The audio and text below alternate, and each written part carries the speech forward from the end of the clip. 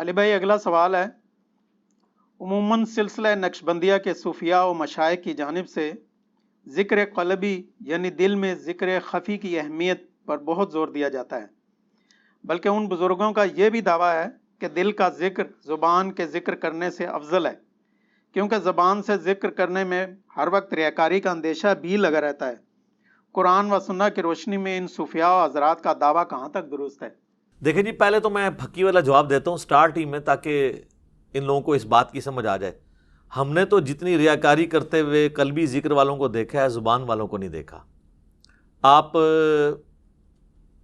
المعروف داتا دربار چلے جائیں جمعرات اور جمعے کی درمیانی رات کو، آپ گولڑا مزار پہ چلے جائیں جمعرات اور جمعے کی درمیانی رات کو، آپ کو کئی لوگ ملیں گے جنہوں نے حلقے لگائے ہوئے ہوں گے اور وہ ذکر قلبی کر رہے ہوں گے، اور یہ جو قمیض ہے نا ان کی، وہ بھی دل ایسے ایسے ہل رہا ہوگا، اور لوگ امپریس کر رہے ہوں گے کہ میرا قلب جاری ہوا ہے۔ اس کو کہتے ہیں قلب جاری۔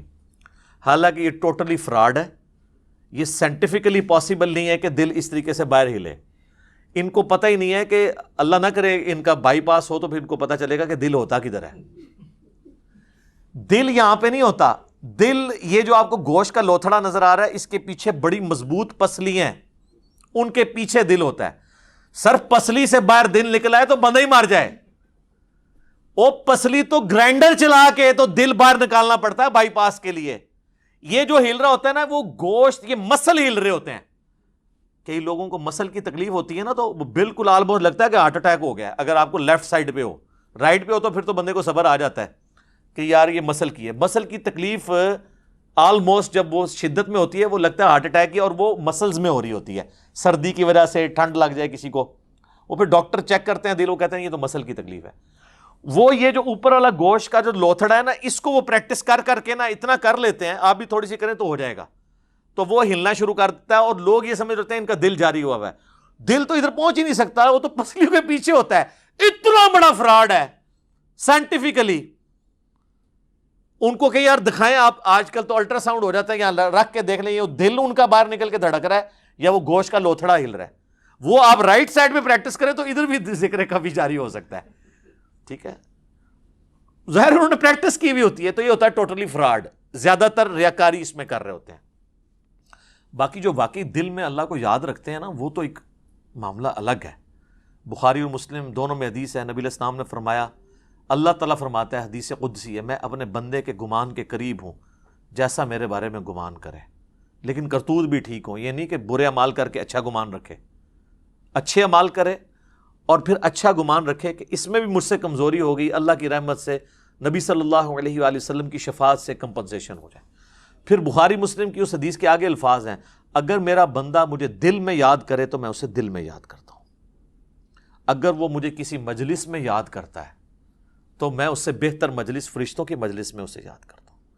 قرآن میں بھی ہے نا، فَاذْكُرُونِي أَذْكُرْكُمْ، اے میرے بندو مجھے یاد کرو، میں بھی تمہیں یاد کروں گا، تمہارا چرچا کر دوں گا۔ وَرَفَعْنَا لَكَ ذِكْرَكَ، نبی علیہ السلام کے لیے ہوا ہے نا، اللہ کو یاد کیا ہے، پوری دنیا میں اللہ نے ان کا نام بلند کر دیا۔ صلاۃ بر محمد وآل محمد، اللہم صلی علی محمد وعلی آل محمد۔ تو یہ سائنٹیفکلی یہ بالکل غلط ہو رہا ہوتا ہے، یہ لوگ بڑے امپریس ہو رہے ہوتے ہیں، کرنٹ شاہ اور آپ کو اس قسم کے کئی لوگ مل رہے ہوتے ہیں۔ آپ بنیادی اصطلاحات سمجھ لیں، ایک ہوتا ہے ذکر بالجہر، عربی میں کہتے ہیں بلند آواز سے ذکر کرنے کو۔ ہم دیکھیں نا، یہ ہم کہتے ہیں مغرب، عشاء اور فجر کی نمازیں جہری نمازیں ہیں، ان میں بلند آواز سے قرات ہو رہی ہوتی ہے۔ اور ظہر اثر کو ہم کیا کہتے ہیں؟ سری نمازیں، یہ سرن ذکر اس میں ہو رہا ہوتا ہے۔ تو ایک ہے ذکر بالجہر، اونچی آواز سے ذکر کرنا، اس کے مقابلے پہ ہے ایک ذکر خفی، آہستہ آواز کے اندر کرنا۔ اس کی بھی پھر دو قسمیں ہیں۔ ذکر خفی میں ایک ذکر قلبی ہے کہ جس میں آپ زبان نہیں استعمال کرتے، دل میں اللہ کو یاد کرتے ہیں، اور انسان پہ جب بہت مشکل وقت آتا ہے نا، اس وقت زبان بھی پھر ساتھ چھوڑ جاتی ہے، پھر اندر سے آواز نکل رہی ہوتی ہے، وہ ذکر خفی ہے، اس میں اللہ کی طرف متوجہ ہونا۔ اور ایک ذکر خفی کی فارم ہے سرن، یعنی زبان سے آواز بلند نہ ہو، بس اتنی ہو کہ اپنے کان خود سن رہے ہوں، کسی کو آپ نہ سنا رہے ہوں، یہ جو ذکر خفی ہے نا یہ تو ہم پہ فرض ہے، اس کے بغیر نہ آپ کی نماز ہونی ہے اگر آپ کے اپنے کان نہیں سن رہے. ہاں باہر کوئی اونچی آواز ہے اور اس کی وجہ سے نہیں سن رہے، آپ اندازے سے پھر پڑھیں گے کہ وہ بند ہو جائے تو آپ سننا شروع کر دیتے ہیں. بعض لوگ تو اتنی اونچی نماز پڑھتے ہیں ساتھ والے بھی سن رہے ہوتے ہیں، وہ کہتے ہیں کانوں تک پہنچانا ہے. کانوں تک آپ نے یوں نکال کے نہیں پہنچانا، اندر سے اپنے کانوں تک پہنچانا ہے. آپ کو خود پتا چل رہا ہو کہ آپ کیا پڑھ رہے ہیں، اس میں آپ کی زبان بھی ہل رہی ہے، آپ سن بھی رہے ہیں. شریعت کے جتنے احکامات ہیں نا میجورٹی خفی ذکر کے ساتھ ہے، لیکن زبان اور ہونٹوں کے ساتھ. نماز جہری نمازوں میں بھی آپ دیکھ لیں 17 رکھتے ہیں نا، 2 فجر 4 ظہر 4 عصر 3 مغرب 4 عشاء، 17 میں سے 11 جو ہے نا وہ آہستہ آواز میں، 6 بلند آواز سے، اور سنت نوافل تو سارے کے سارے ہی آہستہ آواز کے اندر ہے. نکاح اور طلاق اس میں بھی آپ نے زبان سے کرنا ورنہ ہوگے نہیں. قسم اٹھانا اس کا تعلق بھی زبان کے ساتھ ہے. جانور قربانی کے لیے کرنا، یہ بھی اگر آپ زبان سے نہیں کریں گے جانور قربانی نہیں ہوگا. اللہ کا ذکر اگر آپ نے زبان سے نہیں کرنا تو ہماری ہر چیز زبان ہونٹوں کے ساتھ جڑی ہوئی ہے. باقی یہ بات ان کی پارشلی درست ہے کہ اللہ تعالیٰ کو بہت بلند آواز کے ساتھ چیخنا اور ذکر کرنا ہے، جس طرح وہ دھاڑ رہے ہوتے ہیں اللہ کی. ہم بھی جب تھے دعوت اسلامی میں کرتے تھے اور اس میں لوگ پھر وہ بے ہوش بھی ہو رہے ہوتے ہیں، کہتے ہیں وجد طاری ہو گیا. وہ وجد جو طاری ہوتا ہے نا، آپ چھوٹی سی سوئی ان کو مارے نا سارا وجد نکل جائے گا. اکثر فراڈی ہوتے ہیں. تو وہ آپ نعت کو چھوڑ دیں، ذکر کو چھوڑ دیں، آپ ویسے ہی آپ دیکھیں یہ لوگوں کو عشقی اقوالیوں کے اوپر بھی حال پڑ جاتا ہے. وہ پیورلی ایک سائنٹیفک فنامنا ہے ریزوننس کا.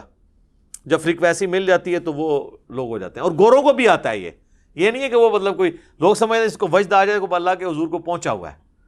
ٹھیک ہے، پھر ہم پوچھتے ہیں صحابہ کرام کو کیا وجد آیا کرتے تھے؟ کہتے نہیں، انہیں ضبط بہت سی، ہر چیز کی ضبط بہت سی.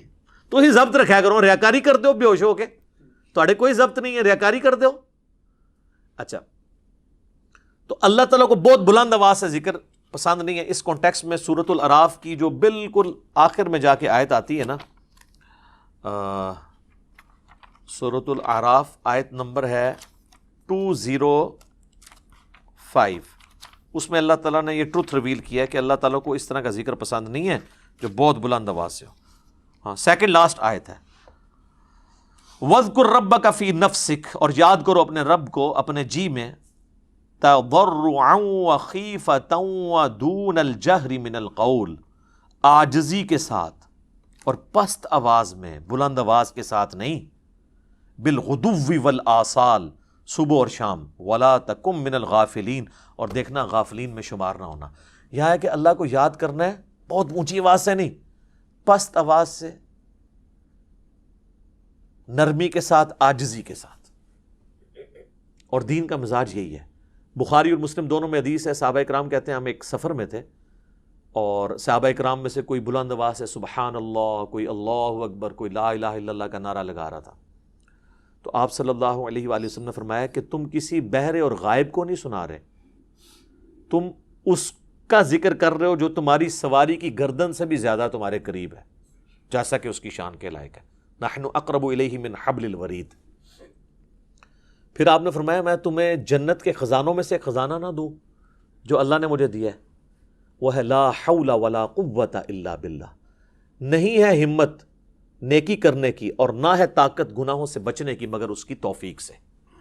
یہ اسم اعظم ہے لا حول ولا قوت الا باللہ، اور اس میں الفاظ ہیں کہ تم کسی بہرے اور غائب کو نہیں سنا رہے، اپنی آواز کو پست رکھو. نبی علیہ السلام نے پسند نہیں کیا کہ کوئی بہت زیادہ اونچی آواز میں کرے. اب مجھے بتائیں، یہ جو شبینے ہو رہے ہوتے ہیں رمضان میں، 4 نمازی پیچھے کھڑے ہوتے ہیں اور باہر سپیکر میں پورے محلے کا سکون برباد کرتے ہیں، یہ کون سی سنت میں عمل ہو رہا ہے؟ ایون امام مسجد جہری نمازوں میں بھی اپنی آواز اتنی بلند نہیں کرے گا کہ 10 صفوں تک آواز جا رہی ہے اگر اس کی 2 صفیں ہیں. وہ جامع ترمذی میں ایک بڑی مشہور حدیث ہے، جو واقعہ بھی ایک مشہور ہے، وہ صحیح حدیث ہے جامع ترمذی میں. تہجد کی نماز کے وقت نبی علیہ السلام حضرت ابوبکر کے پاس سے گزرے تو وہ آہستہ آواز کے اندر قرات کر رہے تھے. حضرت عمر کے پاس سے گزرے، وہ بہت اونچی آواز میں کر رہے تھے. تو نبی علیہ السلام نے بعد میں ان سے پوچھا، حضرت ابوبکر نے کہا یا رسول اللہ میں آہستہ اس لیے کر رہا ہوں کہ جس کو میں سنانا چاہ رہا ہوں نا وہ میرے قریب ہے، وہ تو پست پست آواز کو بھی سنتا ہے. لیکن زبان سے ذکر یہاں پہ بھی تھا، میرا دل میں نہیں تھا.